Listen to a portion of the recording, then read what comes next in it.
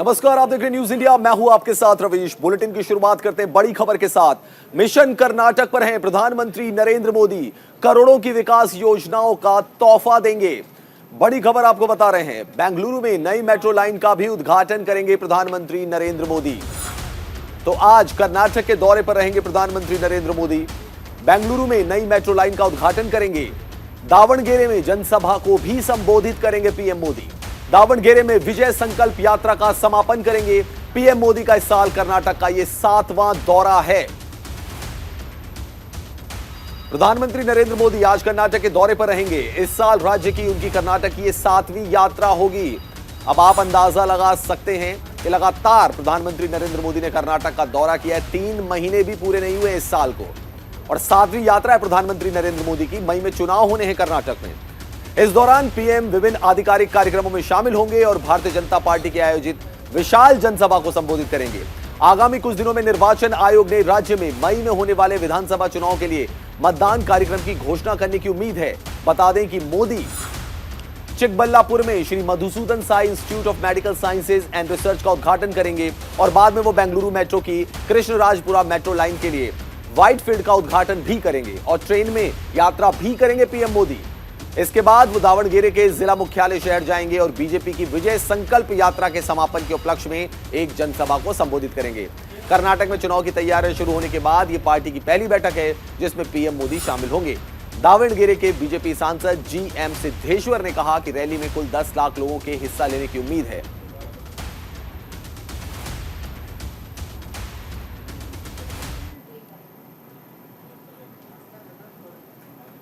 तो चुनाव से पहले प्रधानमंत्री नरेंद्र मोदी का एक बहुत अहम दौरा है। ये मिशन कर्नाटक में है प्रधानमंत्री नरेंद्र मोदी। क्या कुछ आज कार्यक्रम रहने वाला है प्रधानमंत्री नरेंद्र मोदी का, वो हम आपको समझा देते हैं। जैसा कि आपको हमने पहले बताया कि 7वां दौरा है प्रधानमंत्री नरेंद्र मोदी का इस साल।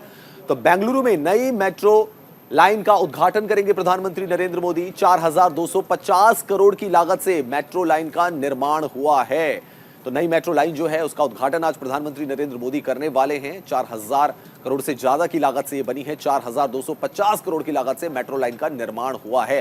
ट्रेन में यात्रा भी कर सकते हैं प्रधानमंत्री नरेंद्र मोदी, और ऐसा बताया जा रहा है कि जो मेट्रो लाइन है जिसका उद्घाटन प्रधानमंत्री नरेंद्र मोदी करेंगे उसमें यात्रा भी कर सकते हैं प्रधानमंत्री नरेंद्र मोदी। दावणगेरे में विजय संकल्प यात्रा का समापन होगा, उसमें भी शिरकत करनी है प्रधानमंत्री नरेंद्र मोदी को। प्रधानमंत्री नरेंद्र मोदी दावणगेरे में जनसभा को भी संबोधित करेंगे। तो बड़ी खबर हम आपको बता रहे हैं और ग्राफिक्स के जरिए आपको समझाने की कोशिश कर रहे हैं किस तरीके का कार्यक्रम आज प्रधानमंत्री नरेंद्र मोदी का रहने वाला है। पीएम नरेंद्र मोदी का इस साल कर्नाटक का ये 7वां दौरा है और इस दौरे की क्या क्या खास बात है ये हमने आपको बताई। मेट्रो लाइन, जो नई मेट्रो लाइन है उसका उद्घाटन करने वाले हैं प्रधानमंत्री नरेंद्र मोदी। जनसभा को संबोधित करने वाले हैं प्रधानमंत्री नरेंद्र मोदी, और इस साल प्रधानमंत्री नरेंद्र मोदी का ये 7वां दौरा है। जैसा कि आप जानते हैं कि मई में चुनाव होने हैं कर्नाटक में, और बीजेपी चाहती है कि कोई जो कसर है वो छोड़ी ना जाए। और ये प्रधानमंत्री नरेंद्र मोदी का ट्वीट, और ये जब पिछली बार आए थे, जब एक्सप्रेसवे का उद्घाटन किया था, बेंगलुरु मैसूर एक्सप्रेसवे का जब उद्घाटन किया था, उस दौरान की ये तस्वीरें हैं। प्रधानमंत्री नरेंद्र मोदी ने रोड शो निकाला था, वो रोड शो की ये तस्वीरें हैं जब प्रधानमंत्री नरेंद्र मोदी पर फूलों की बारिश हुई थी, पुष्प वर्षा उनके ऊपर हुई थी। तमाम बीजेपी के कार्यकर्ता, समर्थक और जो भी प्रधानमंत्री मोदी को चाहने वाले हैं वो वहां पे एकत्रित हुए थे, इकट्ठा हुए थे, और प्रधानमंत्री नरेंद्र मोदी का उन्होंने स्वागत किया था फूलों की बारिश के साथ। पूरी कार जो थी प्रधानमंत्री नरेंद्र मोदी की वो फूलों से भर गई थी। ये तस्वीरें हम आपको दिखा रहे हैं, पिछली तस्वीरें हैं ये। आज प्रधानमंत्री को फिर कर्नाटक में पहुंचना है, तमाम सौगात देनी है कर्नाटक को, मेट्रो लाइन का उद्घाटन करना है। प्रधानमंत्री के बाद अब बात करते हैं गृह मंत्री की। सीआरपीएफ स्थापना दिवस कार्यक्रम में बोले अमित शाह, उग्रवाद के खिलाफ लड़ाई जारी है। तो आज सीआरपीएफ के स्थापना दिवस में शिरकत की थी। गृह मंत्री अमित शाह ने बतौर मुख्य अतिथि वो पहुंचे थे वहां पर। उन्होंने कहा कि उग्रवाद के खिलाफ लड़ाई जारी रहेगी, जारी है। सीआरपीएफ जवानों ने हमेशा शौर्य दिखाया है। बस्तर में कार्यक्रम गर्व की बात है, आदिवासियों तक विकास पहुंच रहा है, और सीआरपीएफ के हर जवान को गृह मंत्री अमित शाह ने बधाई दी। ये आप देख सकते हैं पुरस्कार वितरण, रेजिंग डे परेड भी थी। स्थापना दिवस था, 84वां स्थापना दिवस था आज सीआरपीएफ का। 1939 यानी कि आजादी से पहले सीआरपीएफ की स्थापना हुई थी। और गृह मंत्री अमित शाह ने अपने संबोधन में सरदार पटेल का भी जिक्र किया और कहा कि किस तरीके से सीआरपीएफ का हौसला सरदार पटेल ने बढ़ाया था। और ये आप देख सकते हैं यहाँ पे शहीदों को श्रद्धांजलि अर्पित करते हुए गृह मंत्री अमित शाह 84वें स्थापना दिवस में पहुंचे थे। निरीक्षण का जगदलपुर की ये तस्वीरें हम आपको दिखा रहे हैं। माननीय गृह मंत्री ने कहा कि सीआरपीएफ के जवानों ने हमेशा शौर्य को बढ़ाया है। गार्ड ऑफ ऑनर लेते हुए जगदलपुर पहुंचे थे अमित शाह।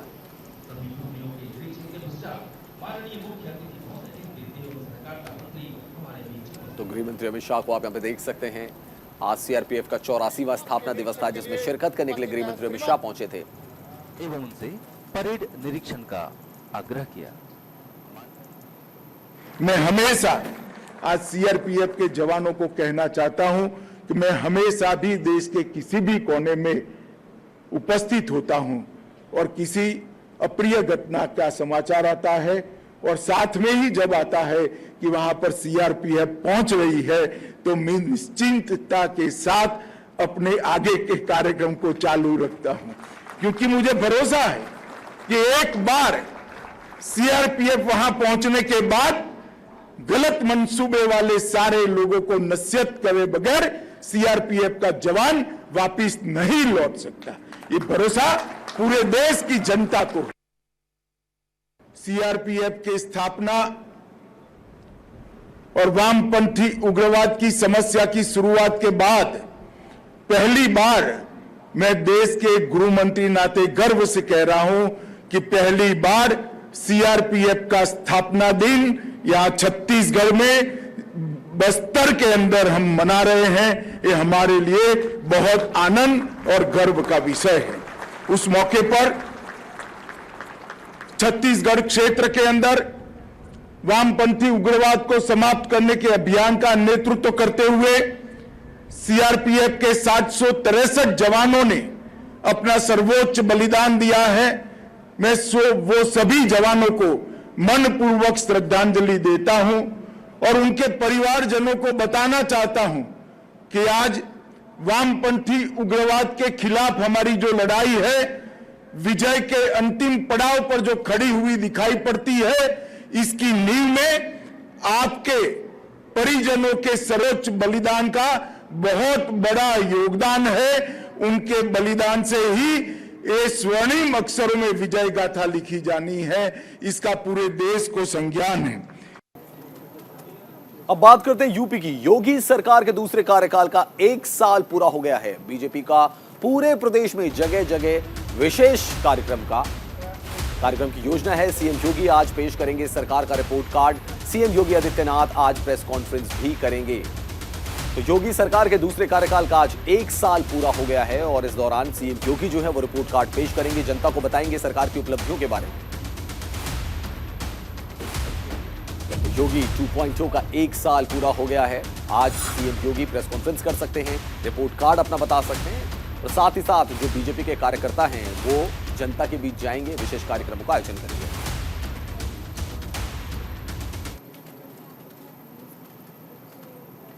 अभिनव पांडे हमारे सहयोगी हमारे साथ जुड़ गए। अभिनव, क्या क्या कार्यक्रम आज रहने वाला है सीएम योगी आदित्यनाथ का और बीजेपी का भी, क्योंकि दूसरे कार्यकाल का 1 साल पूरा हो गया? देखिए, बिल्कुल मैं बता दूं कि योगी पार्ट 2 का आज 1 साल पूरा हो रहा है। 1 साल जो सफलता के हैं वो उत्तर प्रदेश के मुख्यमंत्री योगी आदित्यनाथ प्रेस कॉन्फ्रेंस के माध्यम से थोड़ी देर में 11 बजे प्रेस कॉन्फ्रेंस शुरू होगी, जिसमें मंत्री के साथ साथ उनके तमाम जो विभाग के, इसके अलावा दोनों डिप्टी चीफ मिनिस्टर भी उपलब्ध होंगे। योगी आदित्यनाथ 1 साल में क्या क्या उनकी उपलब्धियां रही हैं इसको बाकायदे प्रेस से साझा करेंगे।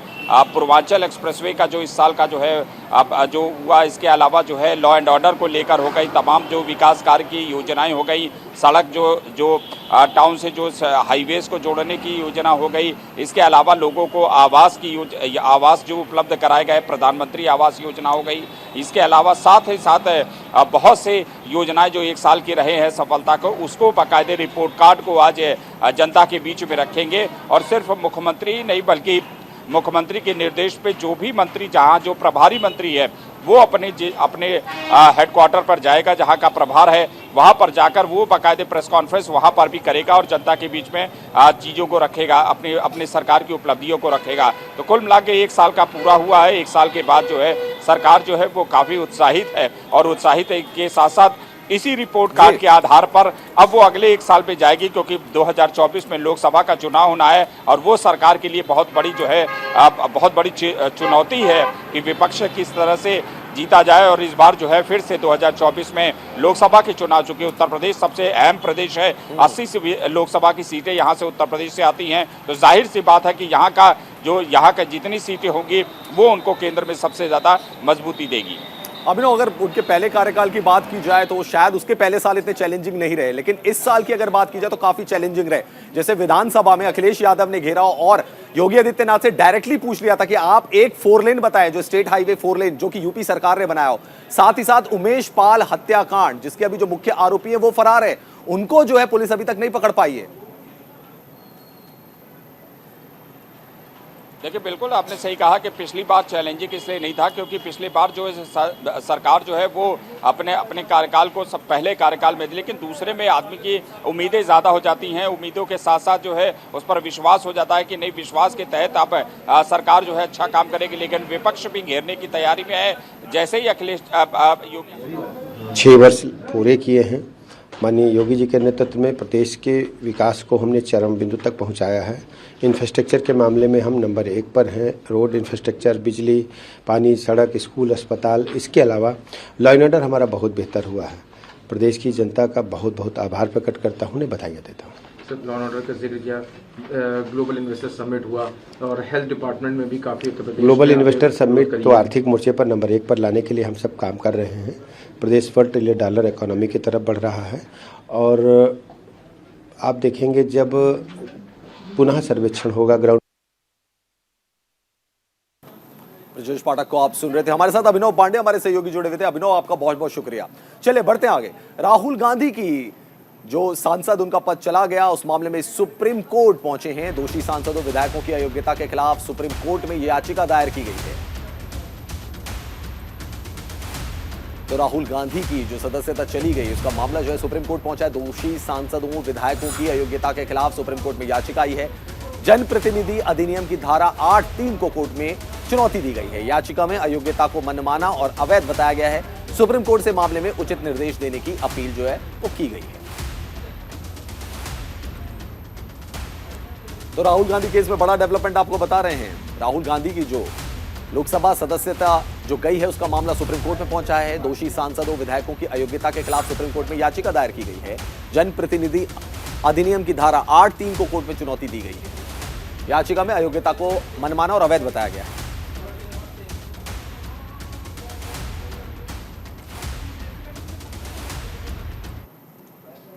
राहुल की सदस्यता रद्द होने पर कांग्रेसियों में आक्रोश है। आज कांग्रेस पार्टी का राष्ट्रव्यापी प्रदर्शन है। राहुल गांधी कांग्रेस मुख्यालय में प्रेस कॉन्फ्रेंस भी करेंगे। बड़ी खबर आपको बता रहे हैं। राहुल की सदस्यता रद्द होने पर कांग्रेसियों में आक्रोश देखने को मिल रहा है। आज कांग्रेस पार्टी का राष्ट्रव्यापी प्रदर्शन होगा। कांग्रेस के जो कार्यकर्ता हैं वो सड़कों पर उतरेंगे, प्रदर्शन करेंगे। राहुल गांधी प्रेस कॉन्फ्रेंस करेंगे कांग्रेस के मुख्यालय में। तो बड़ी अपडेट हम आपको दे रहे हैं राहुल गांधी केस से जुड़ी हुई। राहुल की सदस्यता रद्द होने पर कांग्रेसियों में काफी आक्रोश देखा जा रहा है। कांग्रेस पार्टी का ये कहना है और कांग्रेस पार्टी के नेता लगातार ये कह रहे हैं कि साजिश के तहत राहुल गांधी को फंसाया गया है। साजिश के तहत राहुल गांधी की सदस्यता को रद्द कराया गया है। इतना बड़ा मामला था नहीं, लेकिन उसमें 2 साल की सजा का ऐलान होना, जज को बदला जाना, उसके बाद सजा का ऐलान होना और फिर राहुल गांधी की सदस्यता छीन लेना, ये सब तमाम आरोप जो हैं कांग्रेस के नेता लगा रहे हैं भारतीय जनता पार्टी पर और सरकार पर। तो आज राहुल गांधी प्रेस कॉन्फ्रेंस कर सकते हैं, अपना पक्ष रख सकते हैं। राहुल गांधी की सदस्यता पर प्रियंका गांधी का बयान आया है। राहुल गांधी को सवाल पूछने की सजा मिली है, ये कह रही हैं प्रियंका गांधी। तो बड़ी खबर आपको बता रहे हैं। राहुल गांधी की सदस्यता पर प्रियंका गांधी का बयान सामने आया है। राहुल गांधी की बहन और कांग्रेस महासचिव प्रियंका गांधी का बयान सामने आया है। उन्होंने कहा कि राहुल गांधी को सवाल पूछने की सजा मिली है। कांग्रेस लड़ेगी, राहुल गांधी लड़ेंगे, ये कह रही है प्रियंका गांधी। बीजेपी के सभी बड़े नेता मेरे परिवार की आलोचना करते हैं। मेरे भाई ने क्या गलती की, सिर्फ अडानी का मुद्दा उठाया। तो प्रियंका गांधी वाड्रा ने तमाम आरोप लगाए और उन्होंने कहा है कि मेरे भाई को सिर्फ सवाल पूछने की सजा मिली। मेरे भाई ने अडानी का मुद्दा उठाया, सवाल पूछे संसद में, इसीलिए ये सब हुआ है। जो केस, जिस केस का स्टे कंप्लेनेंट ने खुद मांगा था, 1 साल से स्टे था, अडानी पे जो भाषण दिया मेरे भाई ने, उसके बाद अचानक उस कंप्लेंट ने उस केस को जिंदा क्यों किया? ये सरकार अडानी पे जवाब देना नहीं चाहती, डरती है इन सवालों से, इसलिए ये पूरी प्लानिंग के तहत किया गया है ताकि राहुल जी संसद से निकल जाए। देखिए, मैंने कहा बढ़ते आगे, केंद्र सरकार ने डीए में 4% की बढ़ोतरी की है। केंद्रीय मंत्री अनुराग ठाकुर ने कहा कि वैश्विक कारणों के कारण गरीब जनता पर बोझ न पड़े, इसके लिए 2022 में प्रधानमंत्री उज्ज्वला योजना के लाभार्थियों को साल में 12 सिलेंडर और एक सिलेंडर पर 200 रुपए की सब्सिडी देने का निर्णय लिया गया था। अंतर्राष्ट्रीय दामों में अभी कोई बड़ा बदलाव नहीं आया है, तो इस सब्सिडी 1 साल तक और बढ़ाने का निर्णय लिया गया है।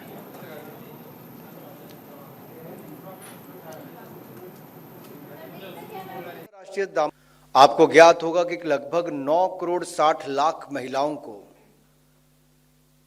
एलपीजी गैस कनेक्शन देने का काम मुफ्त में नरेंद्र मोदी जी की सरकार ने किया।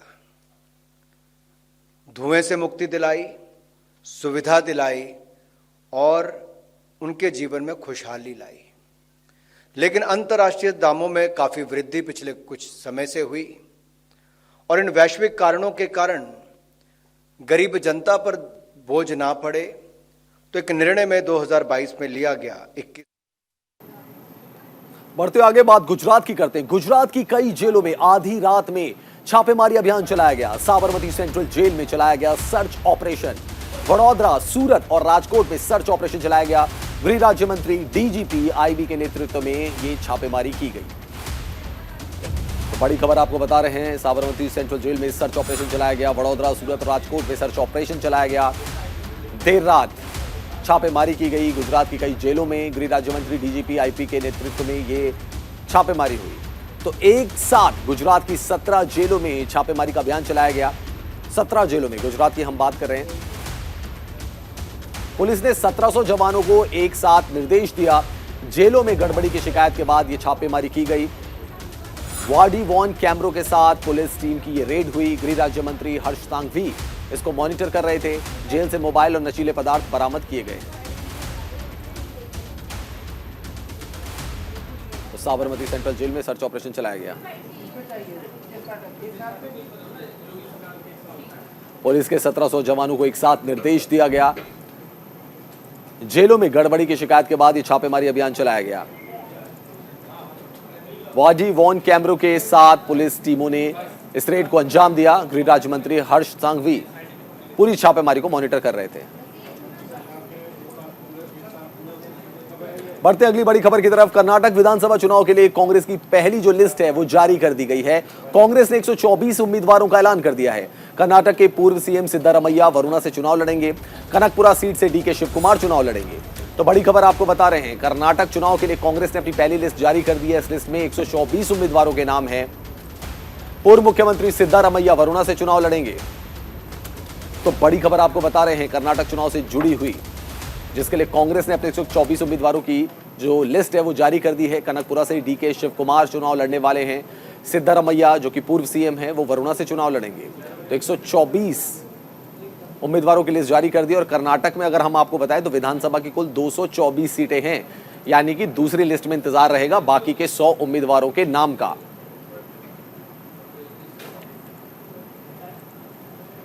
तो कर्नाटक के पूर्व सीएम सिद्धारमैया वरुणा से चुनाव लड़ने वाले हैं। डीके शिव कुमार कनकपुर से चुनाव लड़ेंगे।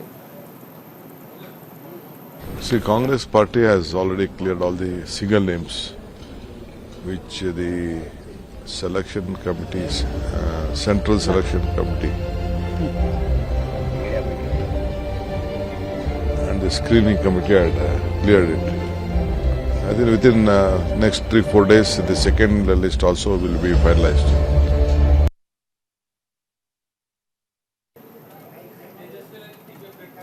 तो डीके शिव कुमार को आप सुन रहे थे। उन्होंने कहा है कि पूरी कांग्रेस पार्टी पूरी तरीके से तैयार है। कर्नाटक के चुनाव के लिए 124 उम्मीदवारों की लिस्ट जो है वो जारी कर दी गई है। चलिए बढ़ते आगे।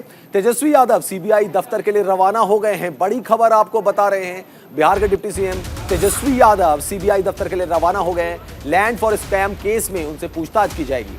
तेजस्वी यादव से सीबीआई पूछताछ करेगी। लगातार समन भेजे जा रहे थे तेजस्वी यादव को, लेकिन तेजस्वी यादव ने बार बार कोई रीजन देकर, कोई वजह देकर टाल दिया था। लेकिन अब तेजस्वी यादव से सीबीआई पूछताछ करने वाली है। तेजस्वी यादव जो है वो सीबीआई दफ्तर के लिए रवाना हो गए हैं। बिहार के उप मुख्यमंत्री और आरजेडी नेता तेजस्वी यादव के लिए आज का दिन मुश्किलों भरा हो सकता है। बता दें कि जमीन के बदले नौकरी के साथ ही IRCTC घोटाले के मामले में तेजस्वी यादव को पूछताछ के लिए सीबीआई ने नोटिस दिया है। तेजस्वी यादव को आज सीबीआई के सामने सवालों के जवाब देने के लिए हाजिर होना है। हालांकि इससे पहले तेजस्वी यादव ने 4 बार सीबीआई के समन पर हाजिरी नहीं लगाई और सीबीआई के इस तरह से समन जारी करने के खिलाफ अदालत भी पहुंचे। अदालत ने वहां से पूछताछ के लिए तेजस्वी को सीबीआई दफ्तर जाने का निर्देश दिया, लेकिन गिरफ्तारी पर रोक लगाकर उन्हें राहत नहीं दी गई। एजेंसियां जांच कर रही हैं। हम लोगों शुरू से ही हम लोगों ने कोऑपरेट किया है, सहयोग किया है, लेकिन जो देश में माहौल है आप सब लोग जान ही रहे कि झुकना जो है बहुत ही आसान है और लड़ना जो है बेहद ही मुश्किल है। तो हमने लड़ने का फैसला किया है और हम लोग लड़ेंगे और जीतेंगे।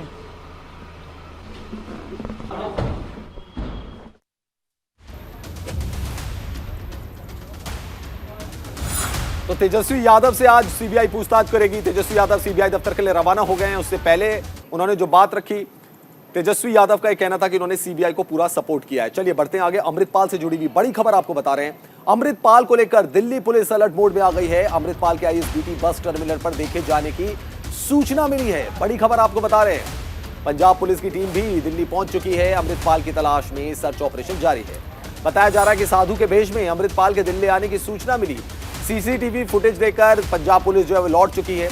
पंजाब में अशांति फैलाकर फरार हुए भगोड़े खालिस्तानी अमृतपाल की तलाश में अब दिल्ली भी अलर्ट मोड पर है। अमृतपाल के दिल्ली के ISBT बस टर्मिनल पर देखे जाने की खुफिया सूचना मिलने के बाद दिल्ली पुलिस अलर्ट मोड पर है। वहीं इस खुफिया सूचना पर पंजाब पुलिस भी ISBT बस अड्डे पहुंची और दिल्ली पुलिस की स्पेशल सेल की टीम के साथ छानबीन की। पुलिस को अमृतपाल के साधु के भेष में दिल्ली आने की सूचना मिली थी। हालांकि पुलिस को अमृतपाल या उसके सहयोगी पप्पल प्रीत का कोई सुराग नहीं मिला। यह भी क्लियर नहीं हुआ कि दोनों दिल्ली आए थे या नहीं। छानबीन करने के बाद पंजाब पुलिस CCTV फुटेज का डेटा लेकर लौट गई।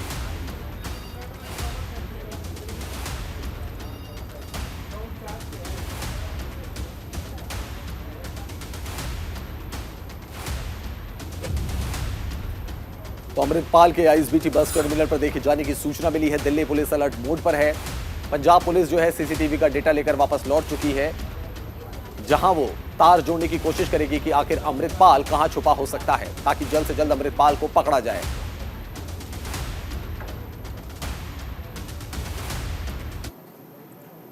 अब बात यूपी की करते हैं। यूपी के श्रावस्ती में बारिश से फसलों को पहुंचा बहुत ज्यादा नुकसान पहुंच गया है। बारिश के साथ तेज हवाओं ने किसानों की जो मुश्किलें हैं वो बढ़ा दी हैं। लाखों एकड़ गेहूं की फसल पर खतरा मंडरा रहा है। बारिश और तेज हवा से गेहूं की जो फसल है वो गिर गई है। आम के फलों को भी इससे नुकसान पहुंच रहा है। तो बारिश की वजह से किसानों को काफी नुकसान उठाना पड़ रहा है। इस खास पेशकश में इतना ही। देश और दुनिया की बाकी खबरों के लिए देखते रहिए न्यूज़ इंडिया।